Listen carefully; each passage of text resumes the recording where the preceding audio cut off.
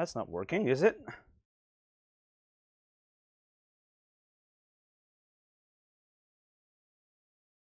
Oh.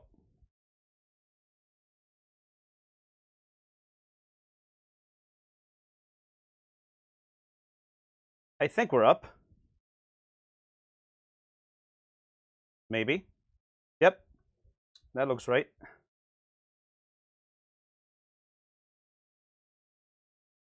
Hello, hello. Is this working? Can anyone see it? Audio okay?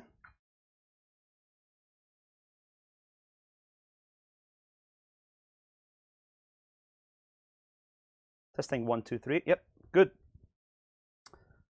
I think the audio sync should be okay, hopefully.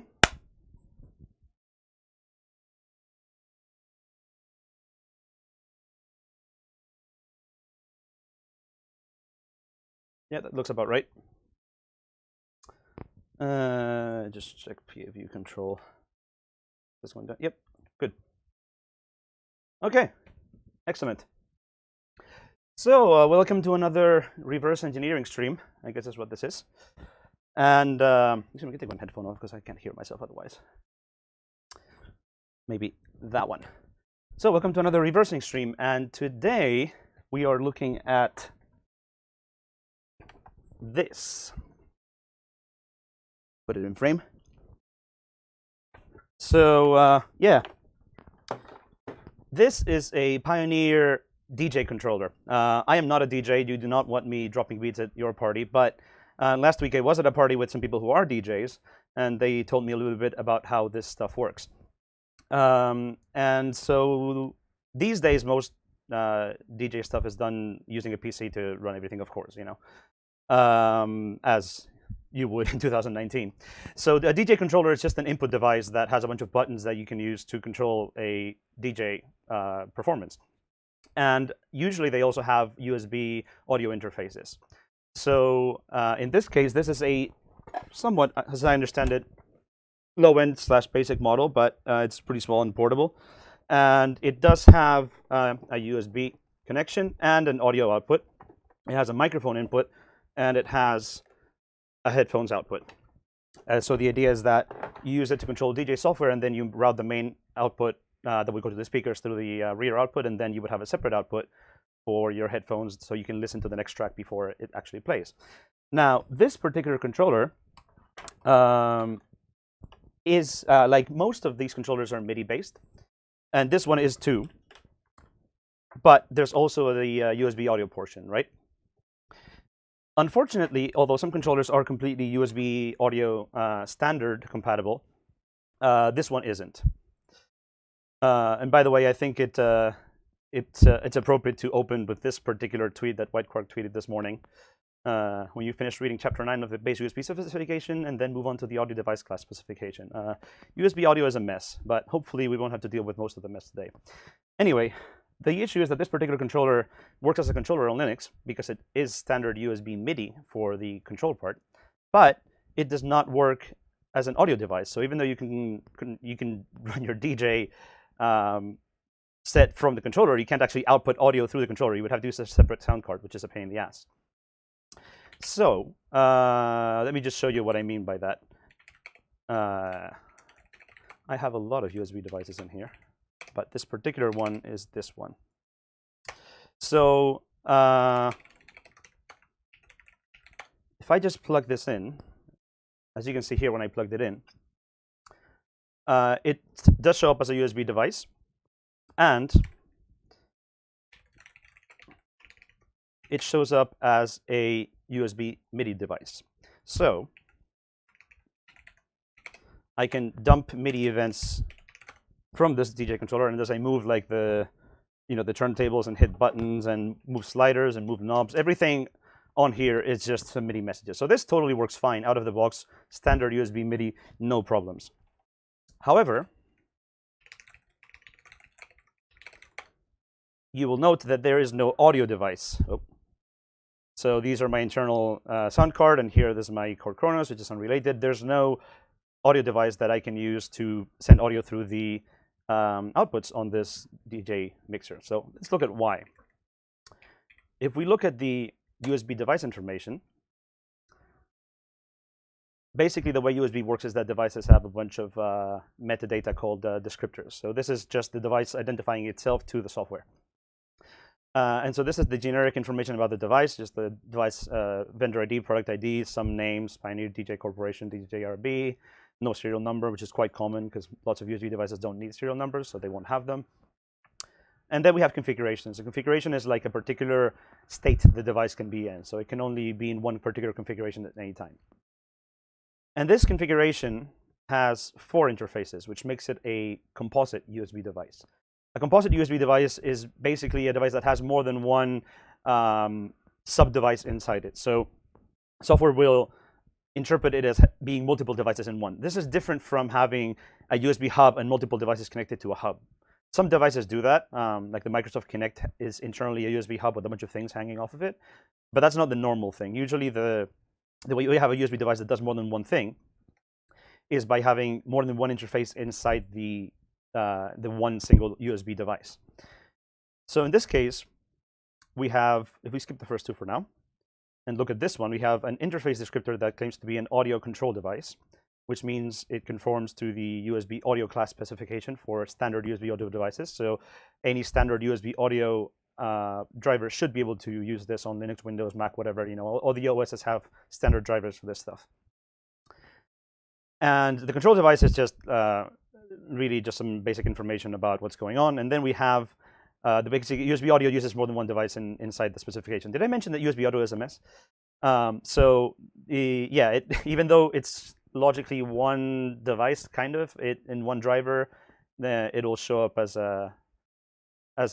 multiple interfaces. So we have a control device, and we have a MIDI streaming device.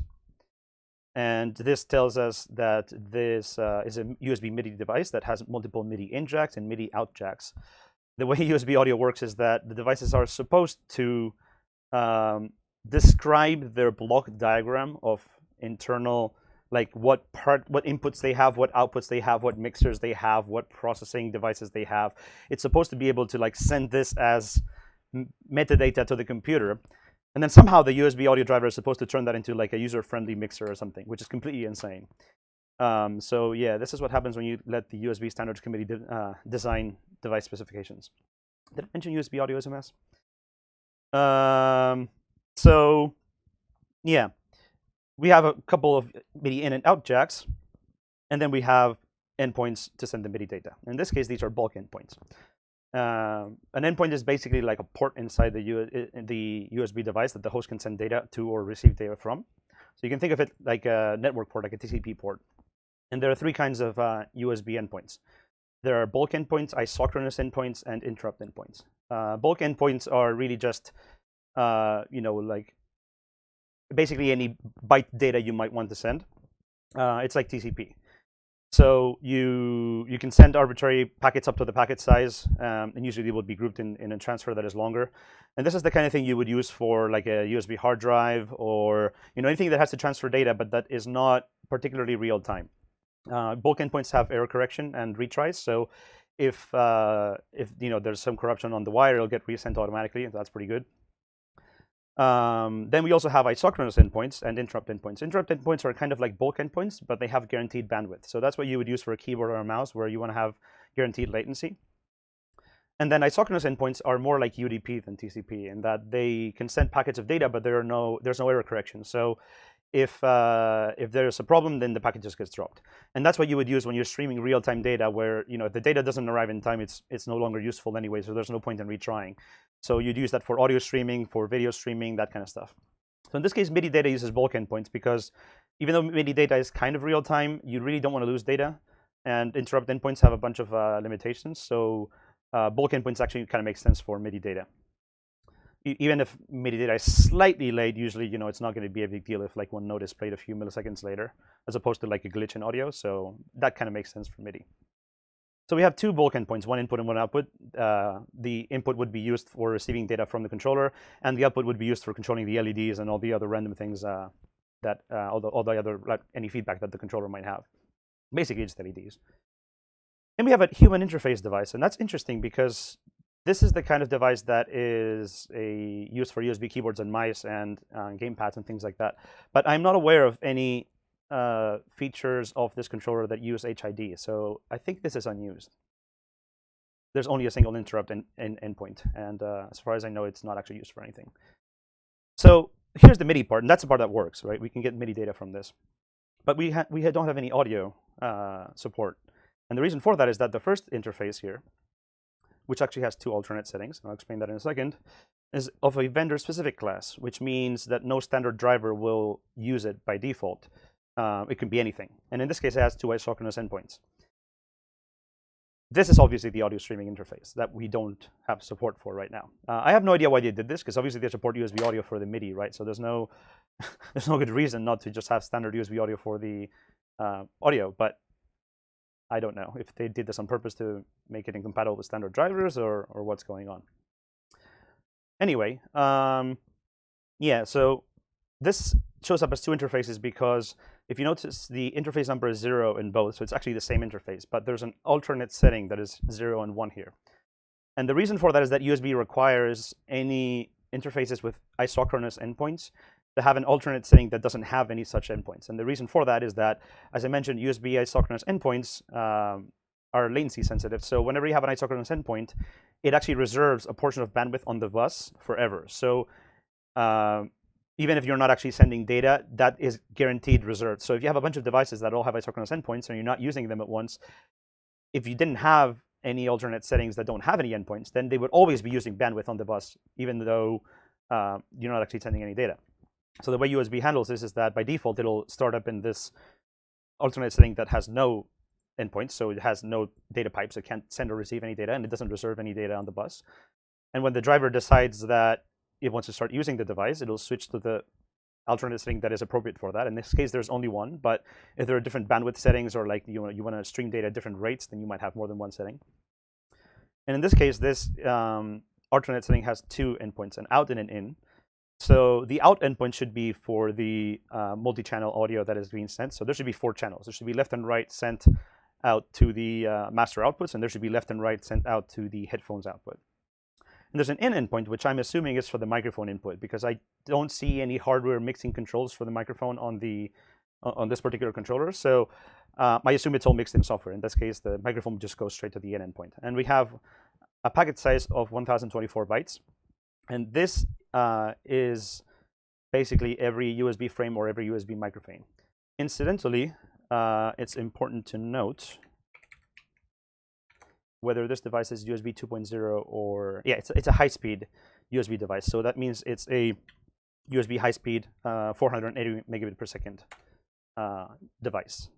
So in that case, if I'm not mistaken, these 1024 bytes should be occurring every USB microphone, which is every 1/8 of a millisecond, or every 125 microseconds. So that means that we can send basically 8 megabytes of data per second, if I'm not mistaken, or something like that, which is more than enough for the audio requirements of this device. In fact, it's totally overkill, but I guess they don't particularly care about like the bandwidth reservations and stuff like that. That's actually kind of stupid. They should be using less, like only as much bandwidth as they need, but whatever. But it has a V interval, though. That means that it doesn't get sent every single microframe. So that makes more sense. Let's actually look at the USB specification just to see how that works. So I have the USB 2.0 specification somewhere here. I think it's this one.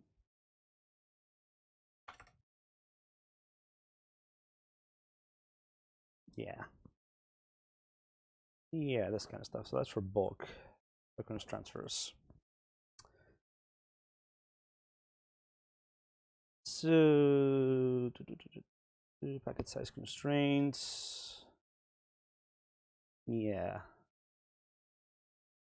so this tells you about the different sizes that you can send. And let's search for the interval. Let's see if we can find that over here. Yeah, here we go. So an isochronous endpoint must specify its bus access period. Full high-speed endpoints must specify the period as 2 to the power of b interval minus 1 times f. And f is 125 microseconds for high speed. So if b interval is 3, 2 to the power of 3 is 8 times f, and f is 125 microseconds, so that's actually every millisecond. So this is sending 1,000 bytes, 1,000 up to 1,024 bytes every millisecond. And since we have 4 USB audio channels, presumably it's 16 bits, so it might be 24 bits.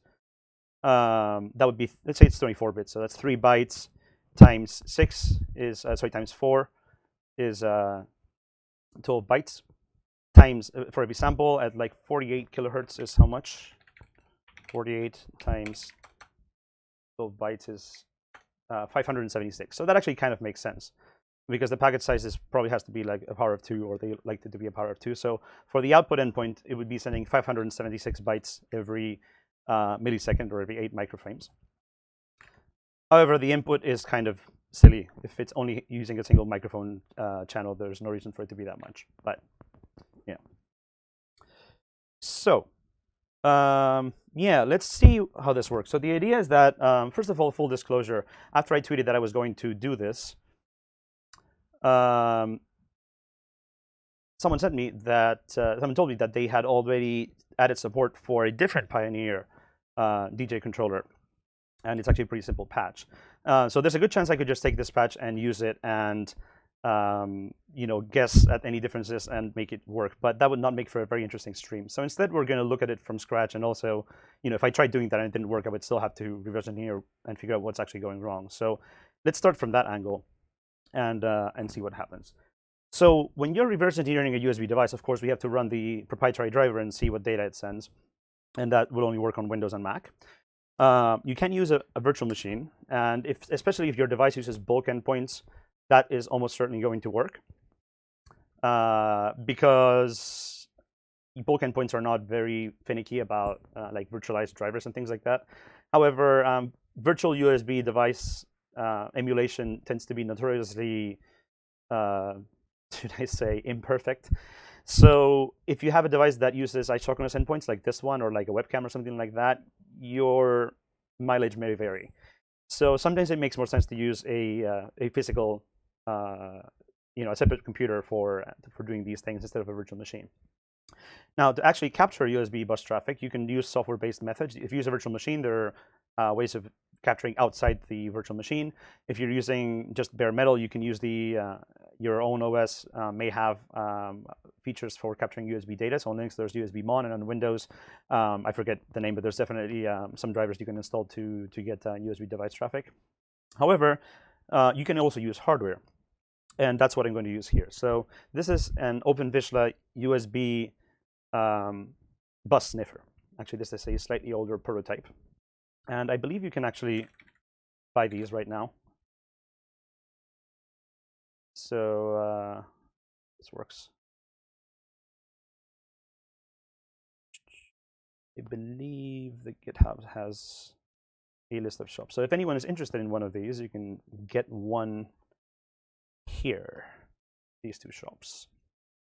So Sysmo.com should have it, and there's not a whole lot of stock left. I think it's only like a couple hundred units. So if you're interested, that would be a pretty good chance. Oh, that's not working. Actually, I have some weird issue with my local DNS server here, and it's being a bit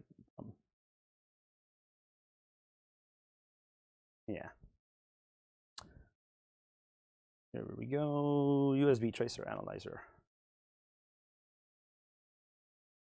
Yep. So these are available for €154, which is a pretty reasonable price, and also on 3mdev.com apparently.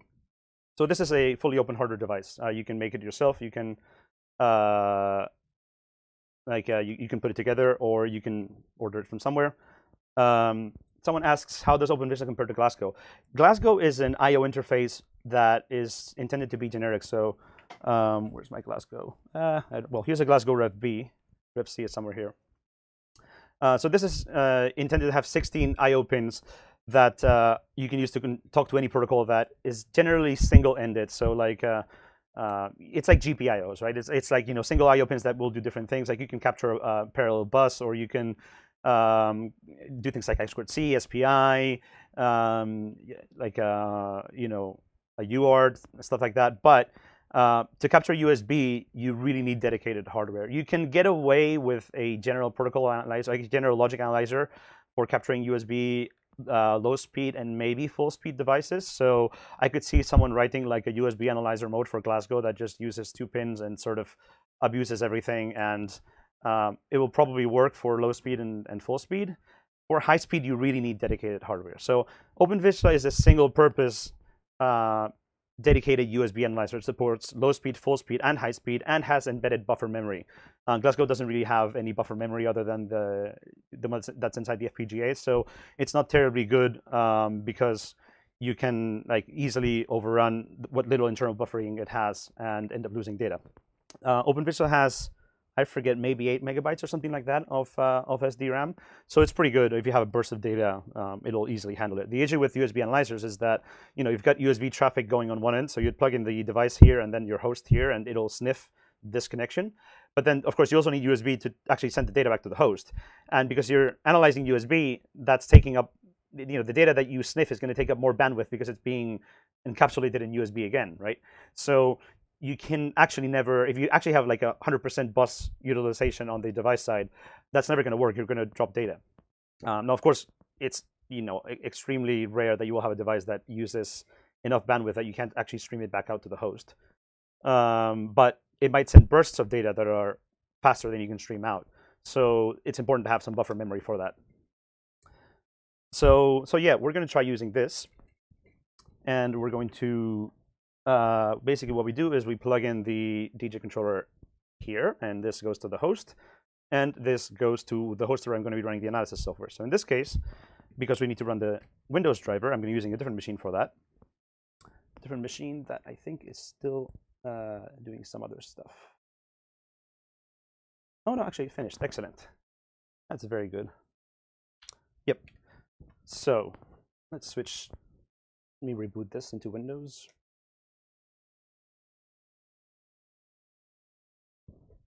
And let's see if this works. So I have a secondary laptop here that I use for experiments and things like that.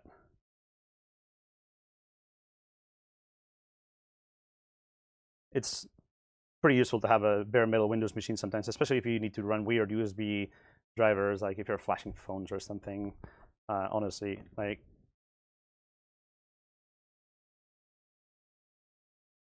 virtual machines only go so far when it comes to hardware and, you know, things like USB, or if you need actual, like, you know, PCI cards or anything like that. Let's see how annoying Windows decides to be today. By the way, in case anyone is wondering, I'm capturing this through a VGA, an HDMI audio output into my my main computer. So all my streaming is on my main Linux workstation, and this is a separate computer, which is why I'm leaning over to use the mouse. So first, let's plug this in directly to this laptop and see if we can get the device to work.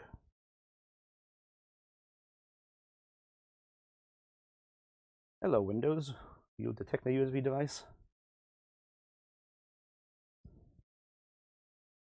Let's search for it.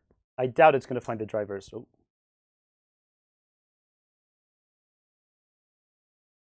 I doubt it's going to find the drivers by itself, but I wonder.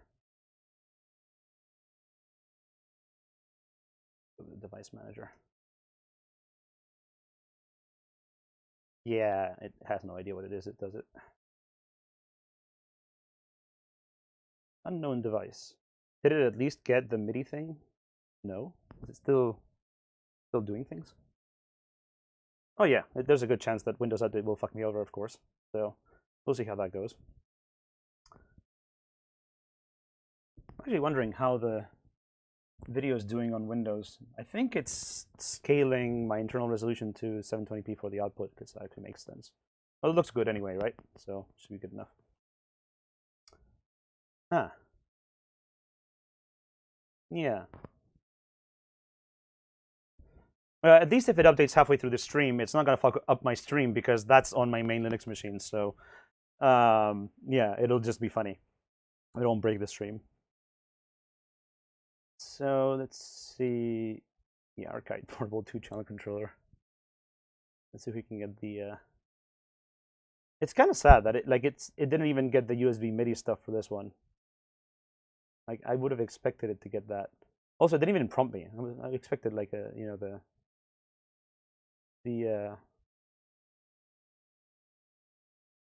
oh lovely, it's in Japanese. Whatever. Oh great.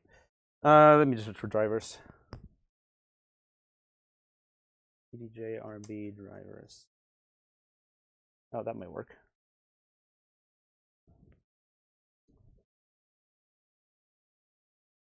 Someone says GNU Linux. You know what? I think there's more Chrome code than like GNU code on my Linux system and most Linux systems these days. So maybe we should start calling it Chrome Linux. There's a firmware update. Let's hope we don't need that. Particularly care about that. There we go. Windows driver.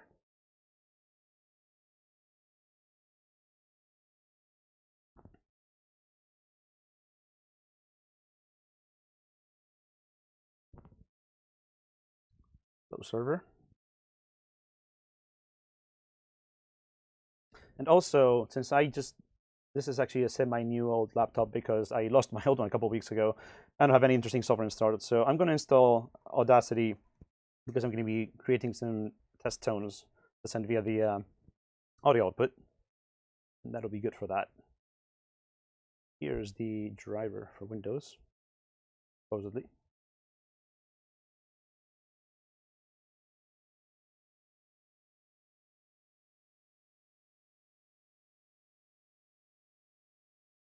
Online safety when downloading.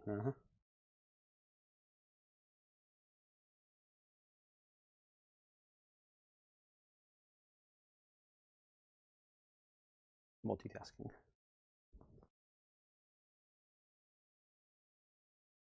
Yep. Courtney says, when your website navigation UX is so bad that it's easier to just go back and Google it again. And somehow that seems to be the case for like 99% of vendor websites. So you go to like a product page and why isn't there a massive like get drivers here button? Why do I need to go through some like, you know, support sub page and find it and I can just Google drivers and find it more easily. Huh. Well, that's a silly requirement. It wants me to disconnect it first, then install the software, then connect it. Okay.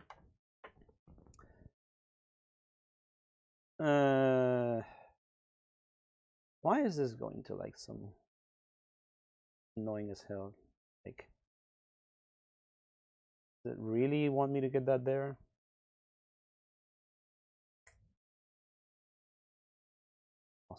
Well, okay.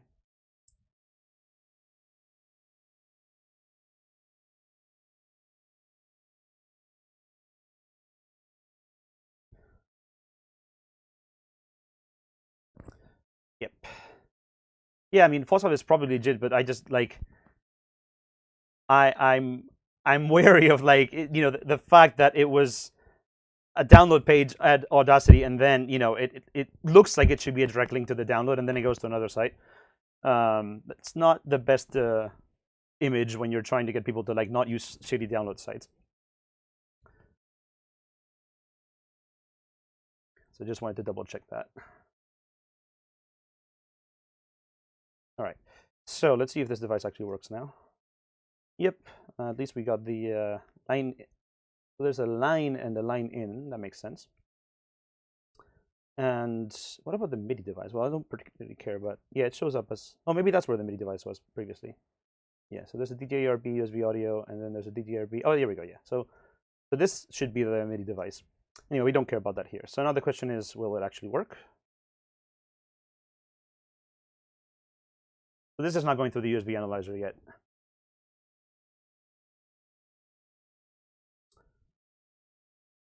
Line in. Yep. And line. So that makes sense. I'm curious if I record from the microphone input. Oh, well, that's great. That doesn't even work. Makes sense to use like sound or something. I do know that some of these devices have like a fixed sample rate, but I think it's 44/100. So maybe it's just because it's mono.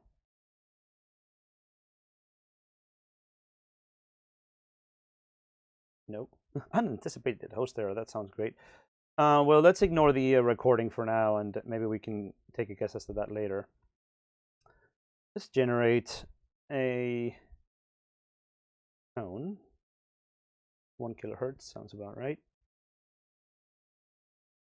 And let's see if we can at least play it through a line output. Claims to be playing, but I don't hear anything because it's not plugged in. Let's plug that in. Yep, okay, so I think you can hear that. Yeah, both channels. Okay, so the audio output works. So that's basically 99% of what we want anyway. So as long as that works, that's fine. I wonder if like the audio in only works when like in some modes or something like that, which would be kind of silly. Oh, great. It crashed. Well, anyway, audio output works, so let's go with that. So I'm going to unplug that. And let's switch over to going through the OpenVisual. So here's the DDJ that goes to the 2-device port on the OpenVisual. And then I need another cable that goes from the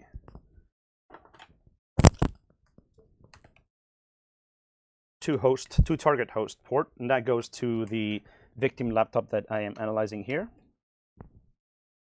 I'm not going to plug it in just yet because I want to start sniffing before I plug it in, so that actually I'm going to plug in the host part, not going to plug in the device part. So I'm going to plug it in like this. So my host is connected. This is basically a passive sniffer. The 2 ports are literally just connected to each other, and it's just sniffing the data on the wires. So it behaves like a cable effectively.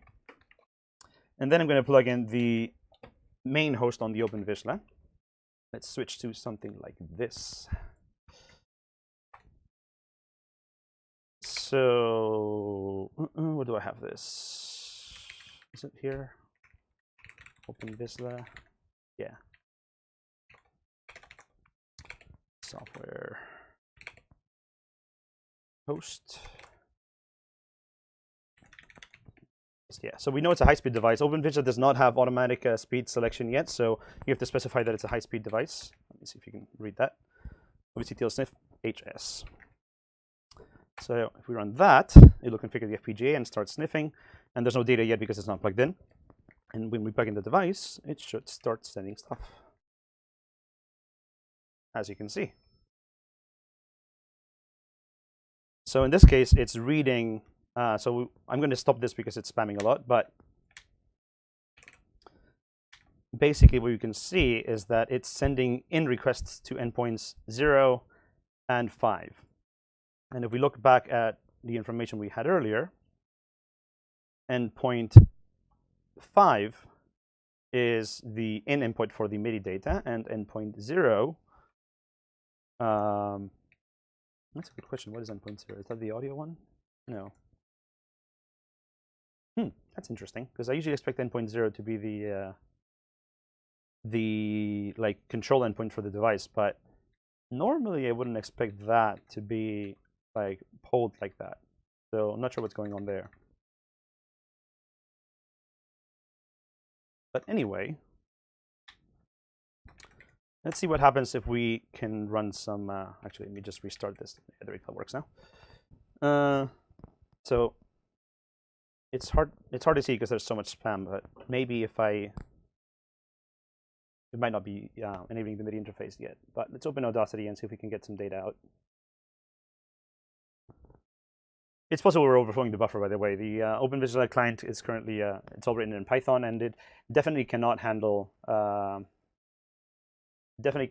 line rate like a USB. Like, it's limited by the software, not limited by the hardware. So, but now we see some stuff. I'm not sure what those are. That's interesting. Let me just cancel this for a second and see what those messages are. Data one on 4.7. Okay, so 4.7 is actually that HID descriptor. So it probably has some data on HID, but it doesn't actually use it. Or maybe, oh, I got a bit confused there. This does sometimes happen. Basically, the internal buffering gets a bit confused when you restart the sniffer. So sometimes it makes sense to just unplug and plug it back in. I'm curious as to whether the MIDI data is coming into the HID instead. I don't think so, though.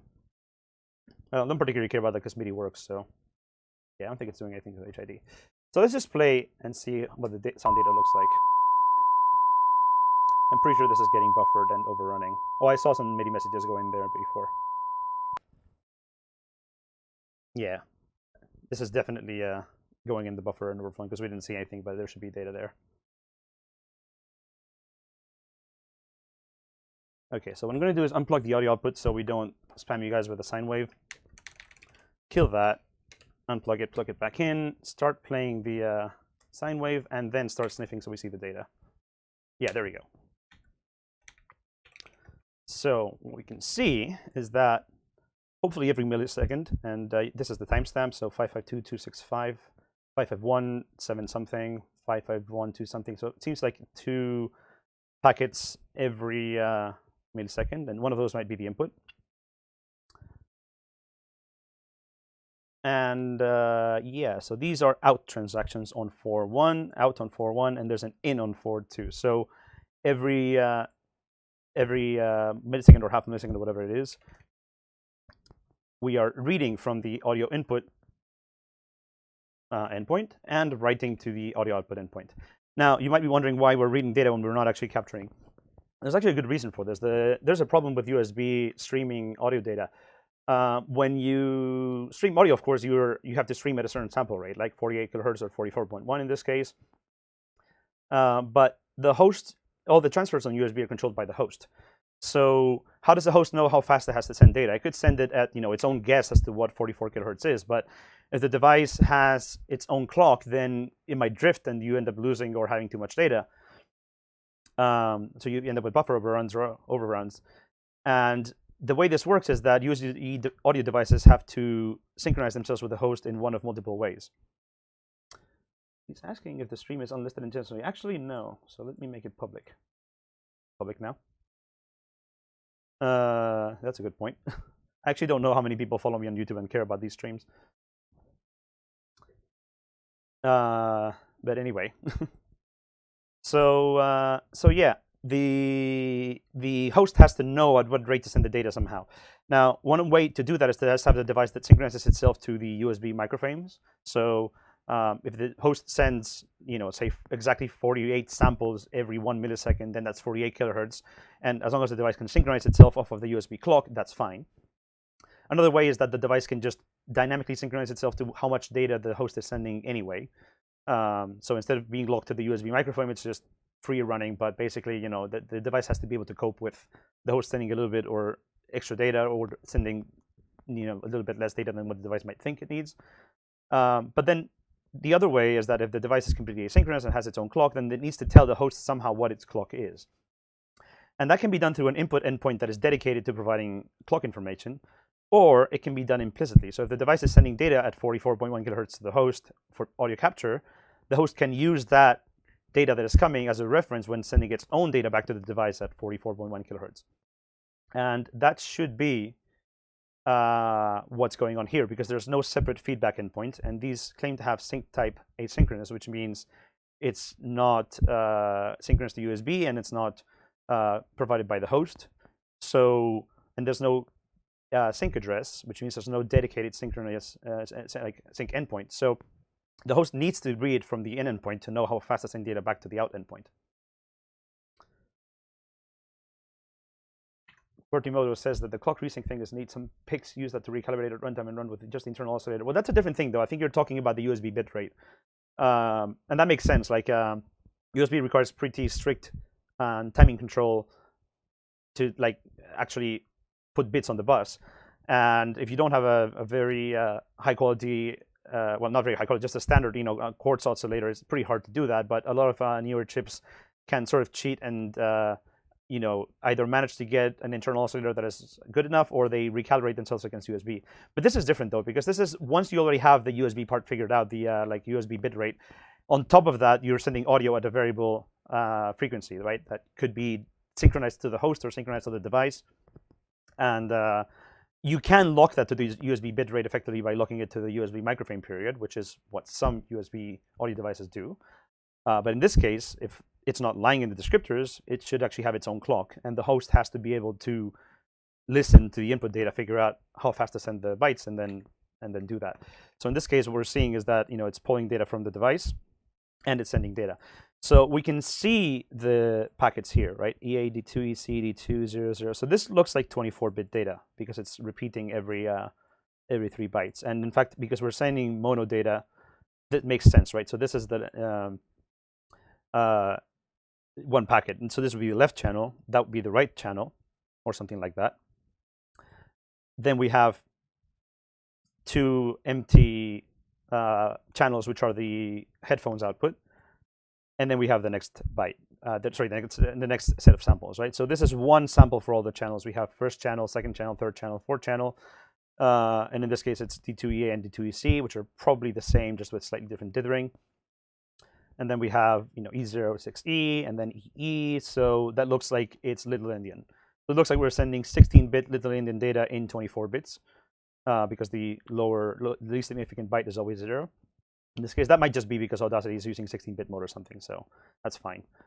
But this already tells us exactly what we need to know about the data format. That it's 4 channels, that it's 24 bits Little Endian, and that's hopefully, we don't know yet, but this might be fixed and we don't have to worry too much about that in software. And then the input data. Oh, and by the way, let's look at how much data there's actually in here. The last 2 bytes are the checksum, so that's not terribly interesting. And this is happening every 551765, 265. Looks like looks like exactly every, like twice every microframe, and that makes sense because this is probably 512 bytes or like some slight so like on the order of 512 bytes, and we said we had 1024 per that period, right? So let me just real quick now. So I selected everything but the last 2 bytes because the last 2 bytes are the checksum, and let me just lend this real quick. Yeah, 264, that's what I thought. So 264 times 2 is 528. Every so then we divide that by 3 and divide it by the 4 channels, and we have 44.0, which makes sense because this is 44 kilohertz. It should be 44.1, and that does mean that every so often there will be like an extra